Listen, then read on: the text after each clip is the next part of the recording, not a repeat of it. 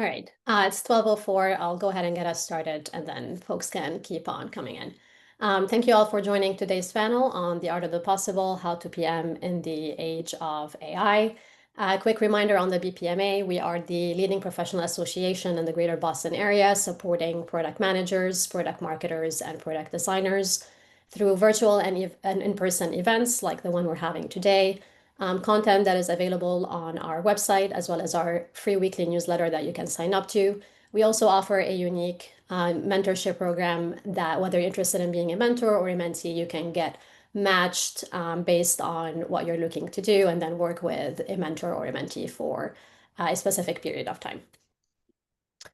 Before we jump into today's panel, we are continuing the theme of AI this summer, and we're going to be having another session in August, on August 21st, with BPMA's co-founder, Bob Levy, around AI essentials for product managers. So we'll have more practical tips and tricks, as well as some guidance on how to write effective prompts for market research and other use cases that you might be using in your day-to-day as a product manager. The event will be available for sign up starting Monday next week.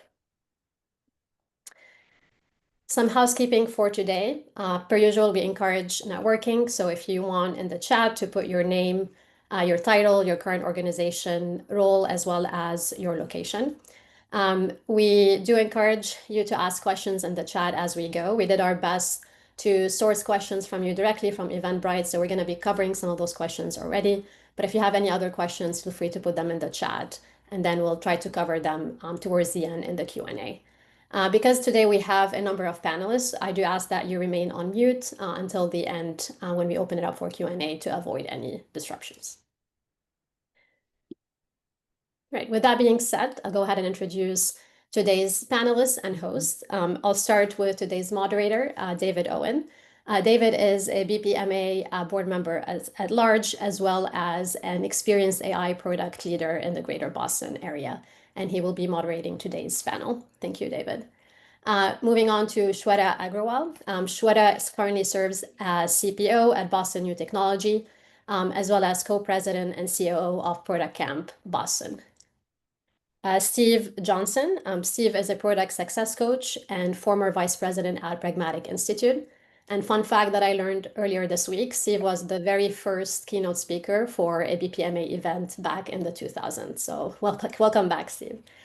And then finally, Mustafa Kapadia. Mustafa is a managing director at EchoPoint, where he currently helps product teams leverage AI to improve their efficiency and productivity. And Mustafa is also a returning speaker. He was a speaker on a similar AI panel from last August. Yeah, yeah, and dishwasher again. I'm gonna mute folks. Again, reminder folks to please remain on mute during the panel. With that being said, I'll hand it off to David to kick us off. Thank you. Good morning, everyone. Again, we want to help you upskill with AI. It's something that's on everybody's mind these days, and not the least of which us in product management. And I want to start by sharing with you a 1-minute clip from a Y Combinator event last month that spoke about AI and its impact on product management. So let me do that here. Dynamics in multiple teams. Over the last year, a lot more of my teams have started to complain that they're bottlenecked on product engineering and design because the engineers have gotten so much faster. Some interesting trends I'm seeing. 3, 4, 5 years ago, Silicon Valley used to have these slightly suspicious rules of thumb, but nonetheless rules of thumb. We'll have 1 PM to 4 engineers or 1 PM to 7 engineers. It was just like PM, product manager to engineering ratio, right? Which we take with a grain of salt, but it was typical of a 1 PM to 6, 7 engineers. And with engineers becoming much faster, I don't see product management work, designing what to build, becoming faster at the same speed that engineering is. I'm seeing this ratio shift. So literally yesterday, one of my teams came to me, and for the first time, when we're planning headcount for a project, this team proposed to me not to have 1 PM to 4 engineers, but to have 1 PM to 0.5 engineers. So the team actually proposed to me. I still don't know if this is a good idea. It was the first time in my life that I saw managers propose to me having twice as many PMs as engineers. It's a very interesting dynamic. So with that, I just want to ask Steve, as the person who has arguably trained and mentored more product managers than anyone on the planet, how do you see the product management roles impacted by this new generation of AI?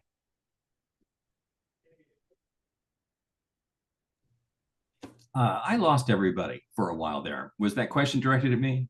Yes, it was. Okay. I don't know what happened to my internet, but anyway, I see my biggest concern about the change is people relying on AI instead of personal experience, instead of their own expertise.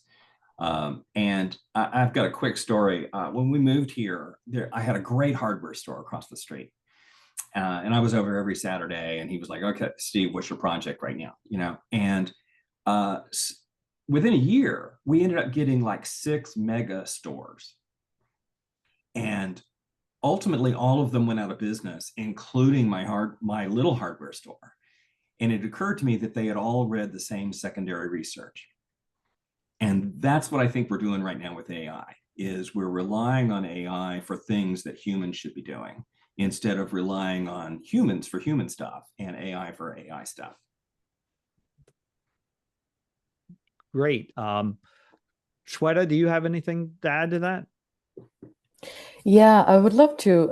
So think about, I think, like there is a lot of mixed conversations, like whether AI is going to help me or is it going to eliminate the role or how should I use it? I think at the moment, as I've been talking to different industries, product managers, I think there's a need for change in the mindset. It's not a competitive, it's not going to compete with you, but it's going to help you. It's kind of your buddy who will, as product managers, we spend hours in product roadmaps and documentations. Think of like where you were spending 2 weeks to create like one feature document. With AI, you can do that within 2 hours. So it's going to help and support to drive you to get you where you want. Last thing I'll say, AI is not, yes, it's helping you, but as a product manager, the soft skills, the decision making, and also understanding what the customers want, we will still be doing that. It's not going to take away that. But AI is just going to be used as like buddy to help you move forward, a multiplier. Thank you. Steve, I believe you had something you wanted to share with us on how roles will be impacted by AI. Let me bring up just a few slides. I use this thing called the Quartz Open Framework to define the scope of product management. And it involves defining what problem we're setting out to solve, which relies on our personal experience with customers and potential customers, and then committing the resources to solve it. Then we describe those problems that we've seen to the people who are going to create solutions. And it may not just be software, it may be professional services or customer success teams. Then we create the winning solutions, and that's where most things stop. We created it. Oh, but wait a minute, we also have to prepare our internal teams and our customers to accept the product when we deliver it. And what I find today is most product managers are spending the bulk of their time in the create stage. And I think that is the one that is most likely to be replaced by AI. And as the speaker was saying in your video, the relationship of one PM to one development lead is the future. And the development lead is going to be managing a whole bunch of AIs. And there's so many ways that we can benefit from AI for sure. But we need to look beyond just the building portion to the entire life cycle for the scope of product management. And again, if all we're doing is filling out JIRA tickets, we're going to find we're going to get replaced pretty easily. And hang on, one more, and I'll leave you with this. On the Quartz Process website, there is a set of downloads of all sorts of templates and documents that you can use to channel that human experience into documents that people will actually read, because they're all like one page. And so that's quartzprocess.com to get a free set of templates. And Well, that's thanks very much, Steve. So, Sweta, what do you see as the, how crucial will the use of AI be in day-to-day workflow? Yeah, so I think with the lots of advancement of AI in the past 2 to 3 years, I think rather than getting scared of it, try adapting. I think as a successful PM, product manager, we should be more adaptive, and also the product organization. So as I said, like it has to be more of a mindset, mental shift where AI is my team member. And to give an example, as a product manager, I can see AI as like, okay, it's like my researcher where I can use Perplexity. It's my I can use design using Livable. I can create prototypes using different tools, and it can help me with summarizing things and documentation. So how it can lift up all my admin work, but also give me the time and space to do the actual work, to critically think about things. One thing I'll say, it also depends on what industry as a product manager. If you're working for a small startup company, it's a little different. The AI that you're going to use day to day will be like more on the customer discovery, creating the prototypes. Whereas for the enterprise, how fast you can go, how it's going to help you with integrating and doing the competitive. And I think AI is where to use in the workflow. It's not just for the product managers, I would say, but also for the developers, right? How fast you can develop something, the website or the apps. For the marketing teams, how fast you can deliver something to the market, sales team and legal team. So I think one thing I've seen the trend currently in the industries, people talk about, oh, I want to use AI agents. Where should I use it? Should I use end-to-end the AI? I would say rather than just saying like, hey, I want to use AI, identify first, take a step back. Okay, what I need to use AI and where. So if you want to use AI agents, think about which workflows. And if you want to use human in the loop, where do you want to integrate those? So those are the things I would say as a PM we should start thinking. And last thing I would say, as a product manager and as a developer or product organization, we should always, prompt engineering is so important. I know this is a new thing like AI prompt engineers, but if you know what you're asking to the AI, it will help you. And rather than just giving a simple prompt, if you critically think about it, it will give you lots of solutions. Oh, thank you. Mustafa, do you have anything to add to that? Wow, it's so much I can piggyback. So I completely agree with Shweta, is that if you know how to use AI well, it can be a huge accelerator to what you're doing. Coming back to your point earlier made, I think you can actually go from idea to prototype in less than a week or 2 weeks max. In fact, some of our clients are going to idea to prototype in 2 weeks, validate idea in 3 to 4 weeks, and actually a true build that you can actually push out to customers in probably about 4 to 6 weeks. And so that completely changes the cycle of how you think about products, right? And then I think somebody mentioned about the different roles, right? And I think that if you look at that life cycle in which you're doing it in such speed, roles have to change. So first of all, roles are blending, right? So what a PM can do, what a developer can do, what a designer can do, those silos don't make sense anymore. And so an engineer can do some of the work that PM is doing and vice versa, and same with designer. So we have to talk about roles being blended. And the second part is that it's almost where, I was talking to the CPO last week, and he's like, I actually see my PM staff increasing, right? Because in this world in which it is so easy to build, do you know what's the hardest thing to do? It's deciding what to build. And for him, deciding what to build falls in the realm of a PM, right? And so he's like, listen, I think my development staff may shrink or maybe less, or maybe keep the same, but the PM staff is definitely going to increase. Because for him, he looks at speed as a competitive advantage. And so he's all in. And when you talk about deciding where to use AI, my philosophy is you can use AI pretty much everywhere. Every task should start with AI. The question just becomes how you use it and where's the human in the loop, because there's a human AI optimization that you have to think about. But in my opinion, it really does change the way we think about products in general, right? And using it just for tasks doesn't make sense. You got to think about it from a whole process perspective. So I know there's a lot. And we can go deeper. Thank you. Thanks very much. Steve, what does product strategy look like now in the AI era? Well, that's really the wrong word to use with me. I kind of roll my eyes every time I hear strategy, because I think we make it too hard. Strategy is, who are we going to help? What problems are we going to solve? Why are we the ones to do it? And how are we going to do it differently than all the other 9,000 similar products?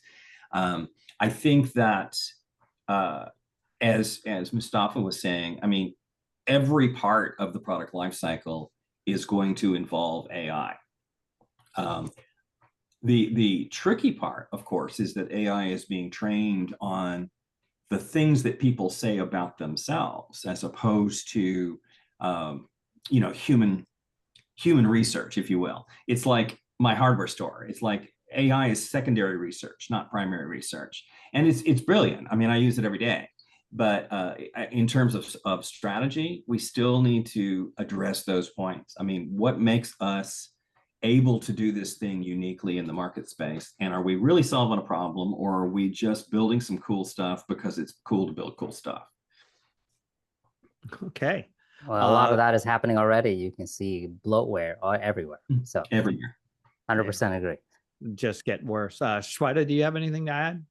Yeah, so product strategy, like thinking traditionally and with the new, I think as product managers, let's say, we have this new product we want to launch, and we have to think about like who are my target audiences, customers are, and we have to go and interview them. Sometimes we think it's B2C, sometimes it's B2B, but I think with the use of AI, it's going to shift the product strategy, meaning a couple of tools like Craftful, Build Better, that will help you to identify or do the customer discoveries and even get those feedback. So as a product manager, I'm not going to spend like hours and hours to like collect like thousands of data, customer feedback. Now I can see the trend within like minutes and hours and make decisions like, okay, I have this data. Now my strategy is, rather than launching something which I used to do like 6 months, now I can launch within a month, right? Or less than that. And how I can stand out with my other competitors. I think the product strategy lies between what I want to build, but also how I can bring more revenue, how I can target the right people, like the target audiences are, rather than changing my path and identifying as we go. I think that's will be more a strategy. And I think in the second one I think of in companies, people have this, and we'll dive into more later on, but also thinking as a product organizations, do I want to build the AI tools, LLMs, in-house, or should I buy other tools? Where I want to use my budget? How should I be thinking of moving fast, competing and using AI? I think that's another strategy that we can see. Great. Thanks very much. Mustafa, how should product leaders think and operate differently now? I think that's a great question, to be honest with you. I think for product leaders, I think the first thing is, how do you get your team AI ready, right? If I look at the clients that we have, AI is almost happening in pockets within the product organization. There's some people who are super users, some people are kind of in the middle, and there's others who are just afraid of AI. And I think that as a product leader, the first thing you need to do is you need to get your team leveled up. Because regardless of what you think about AI, if you like it or not, it is going to change the way we work. In fact, it is changing the way we work. And so as a product leader, I think the first thing you need to do is you need to figure out how you get your teams up and running. That includes picking a tool set to begin with, right? And by the way, getting a tool set through a company's compliance and risk and so on and so forth is extremely hard. It's getting easier, right? But it's quite hard. The second thing is that they themselves have to have a vision, or they have to at least mimic a vision of how they want their teams to use AI, right? So if they themselves are not using AI, it's very hard for them to direct and lead their teams in using AI. And so you have to be that person that says, you know what, here's how I'm using AI. right? One of the clients I had, he is the CPO of a cybersecurity firm. And the first thing he did was he built a digital twin of himself. And he said that, you know what, here's my digital twin. If you have questions, go ask my digital twin. That doesn't mean it replaces the interactions that we have. But you know those pesky questions that you hate asking me? Yes. You can do that. Now, that's a great way to set the tone for the organization, right? So number one is you got to figure out how to level your team up. Number two, you have to lead the process. Number three is then you have to really get into the weeds about how does it change the way we actually work, which is process, right? It unfortunately is a nitty gritty, but process, organization, teams, those kind of things is where you start codifying the changes. The first two is just helps you get to the start line. The third one is where you actually now start thinking about how do I actually make this an AI first organization, right? And that allows you, in my opinion, to do at least three key benefits, right? Number one is time to market increases dramatically, right? Number two is that you have a competitive advantage, which, by the way, is shrinking because as every other team levels up, that competitive advantage is going to go away, right? So if you're doing this ahead of the curve, you're much faster, right? And third is really is the reason why at least I got into product management is to ultimately end up building better products, right? AI can help you see around corners that you might have a bias around. And so I think that as product leader, it's imperative that you yourself get leveled up so you can lead your team, you can give your team the tools and the training and the education, whatever it might be. And then, of course, get into the weeds about how you actually change the way you build. And can I add to that just a little bit? Please do. I was going to ask you. A number of companies now that are having like lunch and learns on Friday of what agent did I build this week? Or, yes. What application did I use ChatGPT for? And it's amazing to me as I work with training teams, how rarely teams talk to one another. Yes. There's 10 product managers. They talk to everybody except the other product managers. And having that group come together and say, hey, what's the best, what not necessarily the best practice. Yeah. What have you find that is working for you? And you may also uncover things like, dude, are you really exporting all of our customer data into a CSV? What the hell? Right. Having that lunch and learn team sharing, I think will help us all level set so much faster. And one more little rant at here, let me do this. A team I was working with said, if management wants us to learn this stuff, they better teach us. And I'm like, dude, if you want a job in 5 years, you better teach yourself. And I'm not sure 5 years was the right number. Maybe it might be 1 year. Right. But it's AI is like PowerPoint now. I mean, it's just part of the job. Yeah. Or Outlook, which is the analogy I use. It's like, can you do your work without an email? Impossible. Right. Right. Exactly. Yeah, I'll just add Shweta? one. Yeah, I'll just add. This is pretty interesting because now it's like as a product manager, whether you're a tech or non-tech, I completely echo with what Steve and Mustafa mentioned. You can learn and see, like Julius AI, for example. You don't have to know how to do data analysis. If you have a CSV file, Excel file, upload, and it will give you all the visualizations. It will help you understand what the data is, what you should be focusing on. And automating the process, right? RPA, if you guys have heard of it, thinking about what task as a PM we can automate. That way we don't have to spend, like if you have customer queries coming in, RPA will use all the information, robotic process automation will use all the information of the customer and will answer. So you're saving so much time. As well as there was one study survey where it shows like not many organizations 65% have adapted AI internally, like either with the product organizations or, with the role specific, but there are still like 35% of the organizations are hesitant to use AI in their, and it may be because of the compliances, like, if it's a healthcare company, if it's a finance company or a legal company. So identifying what tools to even use, which will secure our data, I think that's another question where the companies are deciding whether we should use it or not. But yeah, identifying what you should use in the workflow will really help.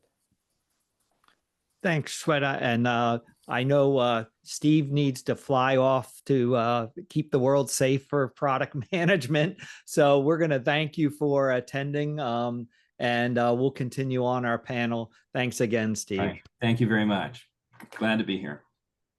So we're going to transition to talk about thing that's near and dear to my heart, is how to pick the right problem to solve. I mean, that's what I think is the core of product management. And I know, Mustafa, you've prepared something to share with us to get this conversation going. Yeah. Actually, let me just piggyback on the last conversation about, I think the question was, what does product strategy look like, right? One of the key components of the product strategy is to identify which problem we want to solve. So I want to do a quick workflow with you guys in which number one, you use AI to help figure out what is the right problem to solve, and how I actually can give you some internal insights as well, as to make sure it's aligned both with what the customer needs are and what internal needs are. So allow me to share. And as always, there you go. Let me know if you guys can see my screen. We can. Perfect. So I'm going to take on a persona of a product manager who works for a bank. And we're going to call it Acme Bank. And what you see here is just a list of user reviews that they've downloaded. As you can tell, it's just basically, I think we have about 100, 150 rows here. I actually haven't cleaned the data at all. This feedback is on their mortgage process of applying for a home mortgage. So I'm going to use this, and I'm going to show you how you can use AI to figure out where the customers are really complaining about and what you can focus on. So I'm going to take this file. I'm going to go into Claude. I have uploaded the file already. I've put it into container, and I'll tell you what a container is afterwards. And I'm just going to go in, and I have my own prompt library. I'm sure everybody does. And I'm going to look for synthesize. Let's see where that is. Go to market, synthetic users, leadership. I think, sorry. Let's go here. Yes, user synthesis. And I'm just going to copy this whole thing. And while it's running, I'll tell you why I write. You guys, I'll tell you why I write the prompt this way. And it should take only a few minutes. It's very easy to upload a file into AI and just say, do a synthesize for this or analyze for this for me. The problem with doing it that way is that you never know what kind of results you're going to get. Like, depending on what side of the bed AI woke up that day, you might get great results or not so great results. And so by having the prompt written this way, you actually control the output, which ultimately as a PM makes your life easier. And so if you look at it, I have asked it to give me positive feedback. So it goes through the entire document and tells me what positive feedback is. I've asked for negative feedback. I've talked about features requested, competitors mentioned, the summary, and notable quotes. Now, when I was a CPO, I would have my PM do this. This would actually take weeks to do, or maybe at least a week, and some data engineers to do it. We can now do it in minutes. But let's go further, right? So now let's just say that you as a PM have identified that these are 6 or 7 negative feedback. I'm going to focus on one. Then the question is, which one should I solve that actually is going to help drive an impact? So I'm going to pick this poor navigation in the user interface. And I'm going to just go in and say, I would like to work on this. Does it align with my team OKRs? One of the biggest issues I had is when I was running teams at Google was that they were working on things that were not aligned with the OKRs. So if you train your AI to know what your OKRs are, you can actually go ahead and say, is this aligned with my OKRs? And it will come and tell you yes and no. And so now I know as a PM that A, I'm focusing on things that customers are complaining about. And oh, by the way, it fits with my OKRs.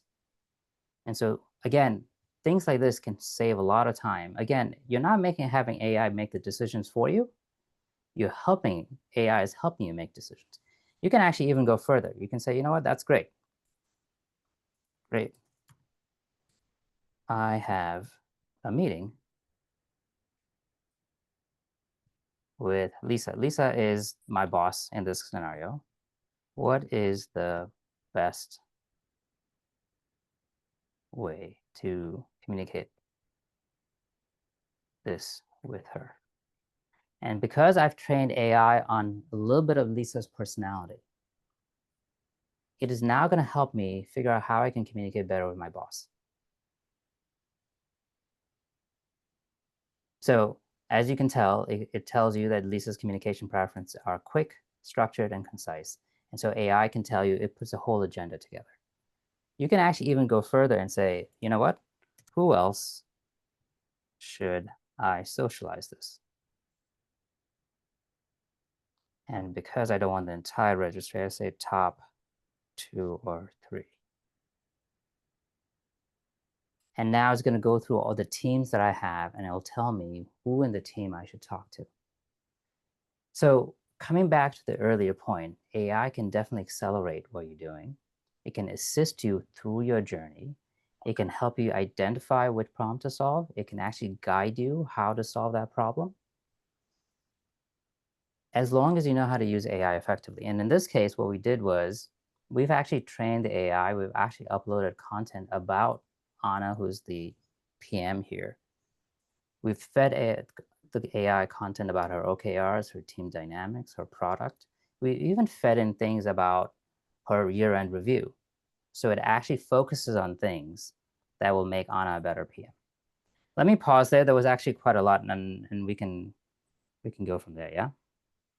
Yeah, I'd like to ask a follow-up question on this. And I'm sure, I just wonder if you've seen, because I've seen this happen where I give it some data, and not only might it hallucinate what's in the data, but it will sometimes pull from things outside of the data in. And how do you, was there something like in custom instructions that you had provided that put up a fence around this to prevent I do. And so that's why there's a reason the prompt is so long, is because I actually am very specific about what I ask AI to do and how I actually pull that data, right? And so this is the skill about prompt engineering. So it's easy to go in and say, you know, help me analyze this data. And when you do that, David, you don't know what it's doing in the background. But when you actually are very specific, and we can actually do a breakdown of the prompt too, if that'll help. You can notice that I am very specific about, so here you go, only use the data and the input to perform your analysis. I talk about the feedback. I talk about how I want my feedback. So I can say positive feedback, and I tell it 60 characters, negative feedback, features requested, competitors mentioned, summary, and quotes. It's when you know how to write it this way, you are actually in control of what the AI does for you. So my philosophy always is that think of an AI like an intern, right? If you give something to an intern, you want to be very precise with the instructions so that they can give you the best response possible. Because if you're not precise with instructions to an intern, you know what happens, right? They come back with something, and then you go back and forth, back and forth, back and forth. And either you or the intern gets frustrated, and you end up losing trust. Same thing with AI. People think of AI as sparring back and forth, and I think in some cases it makes sense. But in cases like analysis, I like to do it this way. I hope that helps, David. Yeah, absolutely. That's super interesting. Shweta, you have any questions for Mustafa on his demo? No, I love it. I love what he shared, and that's so important. Like, I completely like what he did. Like, having a prompt for you, like for whatever use cases you're doing, the research or OKRs or metrics, having a right prompt, it will take some time, but it will save long-term tons of time, because if we don't give the right question or prompt, it will not give you the information, right? If you're trying to use your real data, and there's something that sometimes ChatGPT, like LLMs, like, ChatGPT, Perplexity, they'll bring in some synthetic data, right? Like hallucinations, right? So when you're doing that research, be mindful as product managers, like, okay, is this right information? And sometimes what I try to do is like, I try to play with 1 or 2 LLMs just to make sure that, okay, the information that I'm getting, is it making sense, or is it just Yep. putting like random information, right? So yeah. And by the way, that's a very important part too, Shweta, is that you can actually take that prompt the way it's written. And if you write it the right way, it's LLM agnostic. So that's number one. And number two is I always cross-check. In fact, That's there's no amazing. reason why you can't ask the Yeah. same question to 3 different LLMs at the same time, right? It's all it is another tab. So That's Right. awesome. I don't know if there's a industry standard name for doing that, but I've informally referred to it as an ensemble prompting. Yes, I will use 2 or 3 LLMs and I'll have them critique each other. Like I Yes. had the 3 of us sitting around a table Yep. and we all got different opinions on things. Why not? Right? Absolutely. And real helpful. I'm glad, you've really given us something that, we can take away today and try out. So thank you very much for that. David, before we move on, just real quick, there are a couple of questions, Mustafa, regarding this in yes, particular. around Let's take them. well, What are they? maybe I will just cover one piece of it because in the interest of time, but Mustafa, around like how you've went about creating a prompt library and maybe what other prompts you've developed for yourself. In a summary, in a summarized version, if you can. So I'll tell you, it's kind of a funny story. When I left Google, I was trying to figure out what I wanted to be when I grow up. And so I always end up coaching PMs, and that's when AI had first started. This is like November 2022, right? ChatGPT was just about to launch. And so I started helping PMs figure out how to use AI. And so the prompt library was genesis of there. So we started off with simply like 2 or 3 tasks. And over time, as I've helped more and more PMs, that library has just grown. So that library that you just saw right now probably has about at least 200 tasks, right? And that also is just scratching the surface, because every time I go to a client, they come up with new ways of using it. And so I usually end up collecting the best of the breed and use that for my library. But it is a curation process, right? And as you get better and better with using AI, you figure out, I have a system of how I write prompts, which I call the 5 keys, in which I know that by doing that, I actually get the highest quality output in hopefully the first shot, right? My goal is to be able to get a really good response in the first shot, and then I can spar with it if I need to. And by the way, if you guys are looking for the library or the 5 keys and so on and so forth, I don't do the full library. I have smaller libraries. You can just go to echo-point.com. That's my blog. You can get everything. You can get everything there. Because I saw some questions come up on that one, so I figured I'll just... Thanks. Yeah, if you have a second, drop a link to that for folks. I'm sure they'd appreciate it. Yeah, I'll do that. Yes. Shweta, I wanted to ask, this kind of provocative question is, in this day and age, it's sort of the inverse of what everybody's been asking is, what parts of the product management function would you not use AI for? Oh, that's an interesting question. Not use an AI. I think like as a product leader or product manager, I would not use AI to decide the vision of my company, right? Where do I want to go next? That's not something AI can tell you. If, let's say, I'm a healthcare company, I want to build some product that will help, patients with the diseases or something. AI cannot help you define with the vision and the mission. AI cannot, in my opinion, cannot tell you like what this particular, let's say, for example, this particular area or market are having this issues as a human. So, for example, as a product manager, if I'm traveling somewhere, I see a problem. I'm like, okay, people are struggling with something, and I can like, okay, that's a real problem. Unless an AI, if I can put a prompt, it would not know. So I think that's something, the goal where the company should be headed. That's something AI will not be used for, or I would not use it. It should come from human and seeing that, okay, this is a problem I need to tackle, and then use AI to develop the features. Great. Mustafa, I'm sure you have an opinion on this. Yes. Can I just, I'll piggyback on what Shweta said, if that's okay. What I want. Yeah.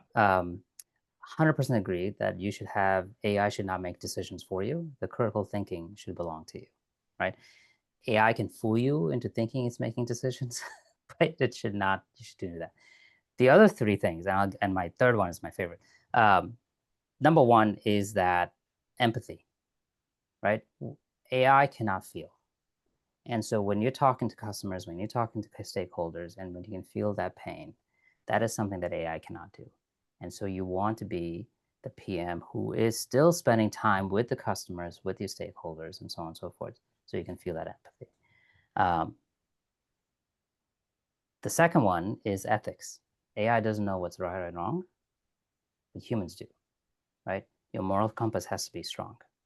And so you can always ask AI for an opinion of what I should do this or should I not do that, but ultimately you're the one who has to be the ethical person to do it, right? And I've seen a lot of bad actors use AI in other ways that they should not be using.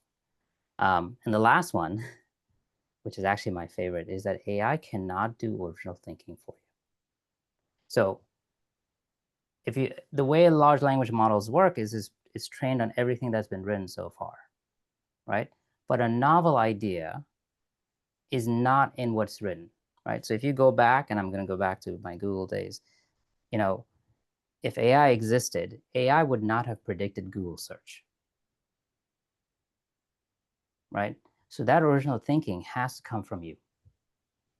And so there's a lot of ways in which we can think about being more human. By the way, all these characteristics that we're talking about, decision-making, empathy, ethics, creative thinking, original thought, these are all very human attributes, right? And so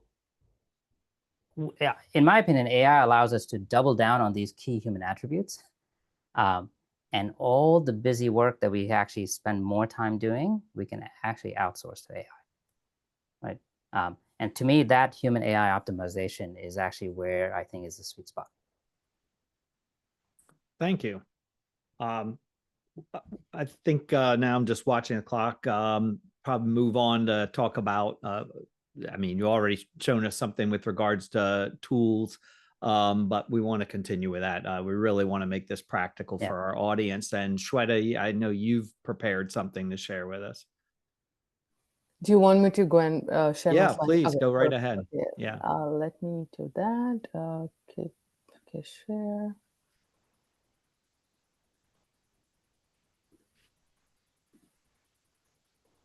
Okay, I think you guys can see my screen. I'm just gonna present full screen. Okay, so I'm just gonna quickly share some of the tools as product managers that you can use on in different areas. So here I have created different buckets, different categories. So as a product managers, we have to wear so many different hats, right? Talking to customers and road mapping and all those things. So here are some of the tools that I have used and found useful, and which you can try. So for example, in content creation and marketing, there are tools like Jasper, Copy.ai, Writesonic, AnyWord, which you can use, and it will help you to create content. Like I know sometimes as a PMs, we are not like writers. We are like, okay, I have to write something down. It will take hours and hours. So these are really, really helpful, whether you're talking to your customers or whether you're trying to even identify who your customers are. The second set of the tools here on the right side is whether you are as a product manager, you don't have to be a technical person. You can still do all the function, you can think as a marketing person, you can think as a technical person. So these are a couple of tools I really love, which help you with a simple prompt. You can create the whole website, the front end and the back end. So for example, Lovable is great with single prompt. You can create website which will be functional. There's Supabase, the database you have to connect, and that is also super easy. You'll have the website within like half an hour, which you can test it out with your, if you're prototyping, if you're trying to find like, how this feature will look like or customers can use. Replit is another one, Bold is another one, and Cursor.ai. Cursor.ai, it will need a little bit of more technical. If you're not a tech person where you don't want to like add code, you may play around with other 3 tools. But these are super easy to use as well with simple prompt. Then if I move on to the next, project tracking. So I know as product managers, we go into the meetings, we have like action items, we have to share something with the tech teams, we have to create our product roadmaps and all those things. So here are a few of the tools that I've found really helpful. Linear is something where, apart from the project tracking or work tracking, it does a lot of things for the product manager. So definitely check it out. Asana is an old tool we have. Everyone might have used it, but they have Asana AI. So with one single prompt, it will create the roadmap. It will even create your task, user stories, and everything. So it's pretty cool. Notion AI has changed a lot in past, 7-8 years ago, it was so different, but now Notion AI, if you want to use one tool, it does everything for you, from product road mapping, user stories, documentation. Then on the right side, if you are in an organization, so your role requires you to do data analysis, Julius AI, this is one of my favorite, which you can use, a document, upload it, and then it will give you all the data visualizations, all the statistic, explain what this visualization means. Claude is another one, and Zoho Analytics is, which are on the tools as well. Then moving on, these are other tools. I know most of you might have used the LLMs like ChatGPT, Perplexity, Gemini is another pretty cool. If your organization is using Google Suite, I think it's pretty cool where it can be integrated in everything. It helps you to. It's a multi-model, so you can use text, audio, AI. It will help you to integrate everything. Claude is another one.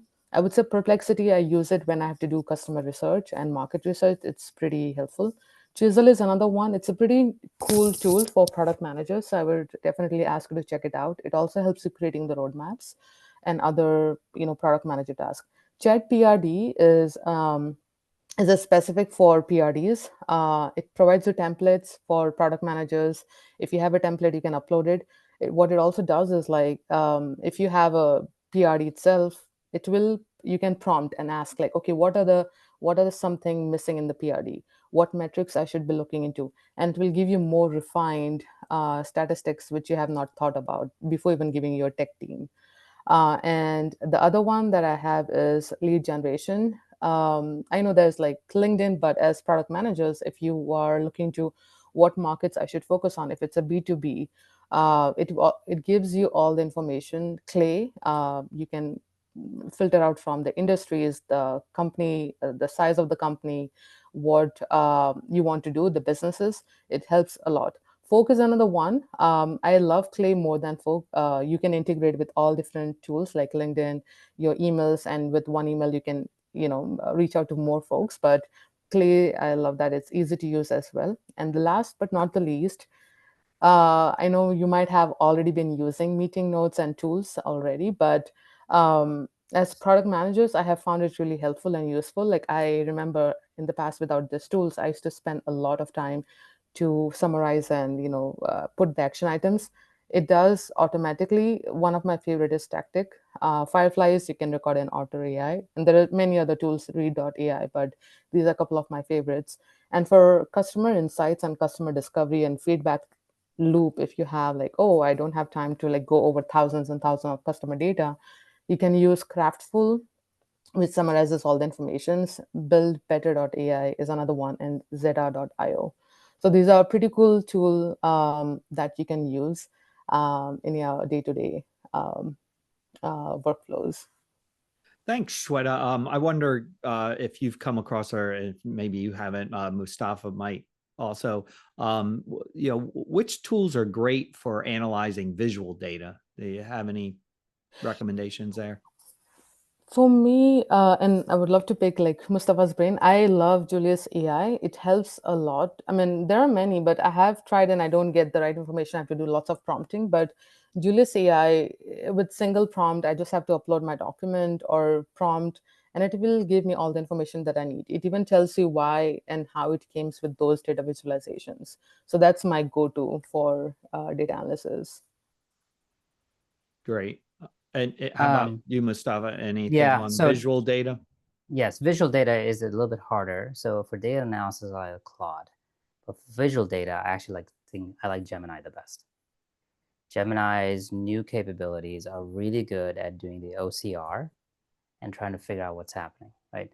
It does, like anything else, like all of these tools require you to just know how to prompt.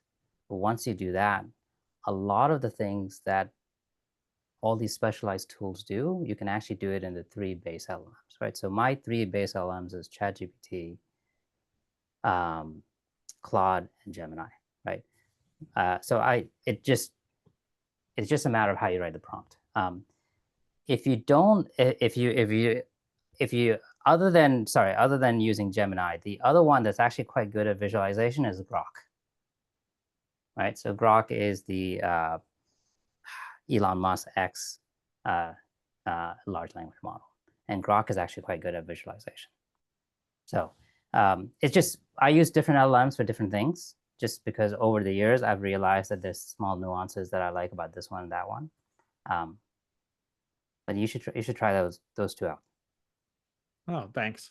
I'm going to actually share one of my favorite things to do with ChatGPT is that I teaching product management now at Hult International Business School, and I'll have done research for my lecture. I've put my slides together. I've got, my primary sources that I use for that research. And in the morning before I go to class to teach, I will load it all into a ChatGPT conversation. And then while I'm driving, instead of listening to the radio, I will have it ask me questions that maybe students will ask me. I will ask for kind of a tune up on, something that maybe I'm less familiar with that I want to be more authoritative with. And in general, I arrive there and my head is really in the game.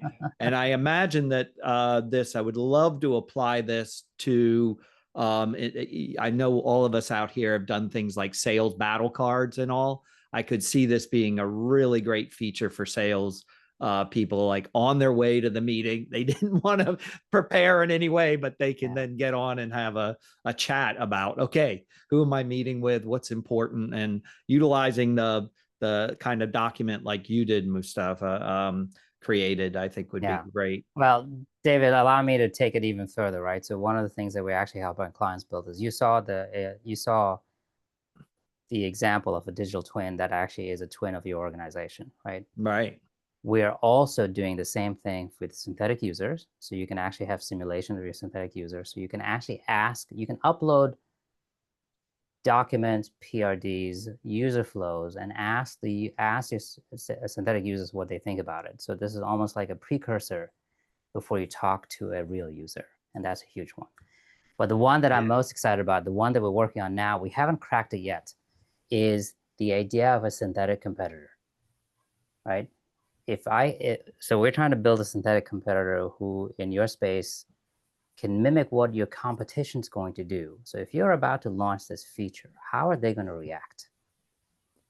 And that second order thinking really allows you to then think about your market quite differently, right? So coming to your question about sales, why stop at sales? Why not take all the way down to product and think about, if I'm about to launch this, or if I'm about to do this pricing, how is my competition going to react? Right? And so now you can actually build that second order thinking into your first order and run circles around your competition, right? So there's a lot. Listen, we're just scratching the surface. I can't. Oh yeah, it's so fun right now. So we only have a couple minutes left. And so Pamela, if you could come back on, and if there are any particular, I was not able to monitor all questions, maybe you've picked out some juicy ones from the group. If not, I've got a couple more. Yeah, there were some questions we sort of covered already. Yeah. There was one question around what are the tools that folks are using for agentic workflows, particularly ones that are easiest to get through legal from a data privacy perspective. I don't know if our panelists have any input on that. So I think it depends. So number one is how you define agent is very important. Because I think there's tools out there like N8N. You can actually build an agent out of Lovable and Bolt. It just depends on where you wanna fit in. So how you define agent is important. And what I usually tell my clients is you got to think about agents as two different things. There's the LLM component and there's the orchestration component, right? And what is it that you want the agent to do? The orchestration is just going to move things, is going to move work around. It might connect two different things and so on and so forth. And then the LLMs in the middle. So it's a very use case specific ask. But the N8N, if you're just looking for the N8N, I think Zapier is doing some great stuff with agents. Make is doing some great stuff with agents.